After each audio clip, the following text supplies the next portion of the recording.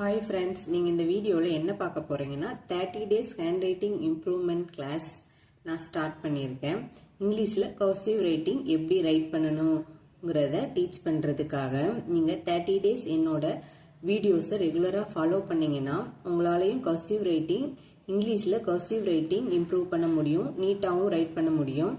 இதுக்கான detail video என்னோட சேனலில் daily Day 1, Day 2, Day 3 30 days videos வரும். இந்த 30 days வீடியோஸை நீங்கள் ரெகுலராக ஃபாலோ பண்ணீங்கன்னா உங்கள் ஹேண்ட் ரைட்டிங்கும் நீட்டாக இருக்கும். வாங்க இப்போ Day 1 பார்க்கலாம் எப்படி ரைட் பண்ணுறதுன்னு. இப்போ நீங்கள் பார்க்குறது Day 1க்கான வீடியோ. Day 1 என்ன டீச் பண்ணியிருக்கேன்னா பேசிக் ஸ்ட்ரோக்ஸ்.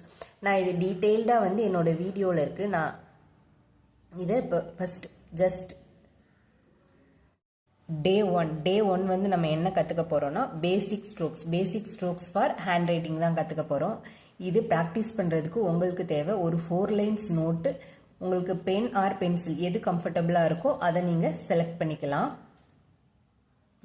Day 1 பேசிக் ஸ்ட்ரோக்ஸ் தான் நம்ம இப்போ இதில் பார்க்க போகிறோம். First one standing line. Next slanting line, right slanting line.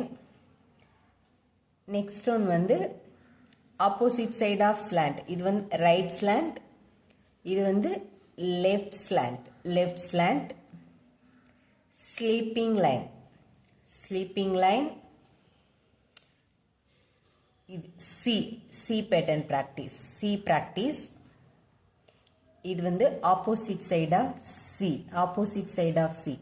நான் நீங்கள் ஃபர்ஸ்ட் டைம் ப்ராக்டிஸ் பண்ணும்போது நீங்கள் என்ன பண்ணணும்னா, நான் ஒவ்வொரு லைன் மட்டும்தான் ரைட் பண்ணியிருக்கேன். நீங்கள் ப்ராக்டிஸ் பண்ணும்போது இந்த ஒரு லைன் மட்டுமே 1 பேஜ், அதாவது ஒரு பேஜ் ஃபுல்லாக நீங்கள் ப்ராக்டிஸ் பண்ணணும்.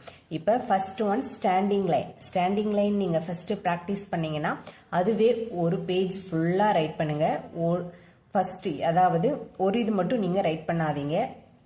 ஃபர்ஸ்ட் டைம் ப்ராக்டிஸ் பண்ணும்போது நம்ம ஃபுல்லாக ப்ராக்டிஸ் பண்ணாதான் நம்ம ஹேண்ட் ரைட்டிங் அடுத்தடுத்து ரைட் பண்ணும்போது நமக்கு நீட்டாக வரும். அதே மாதிரி ஸ்லாண்டிங் லைனும் ஒரு பேஜ் ஃபுல்லாக ரைட் பண்ணுங்க. ஃபர்ஸ்ட் லைன் நீங்கள் இதை ட்ரா பண்ணிட்டு நெக்ஸ்ட் அதே பேஜ் ஃபுல்லாக அது மட்டுமே ரைட் பண்ணுங்க. அதுக்கு ஆப்போசிட் சைட் ஆஃப் ஸ்லாண்ட்.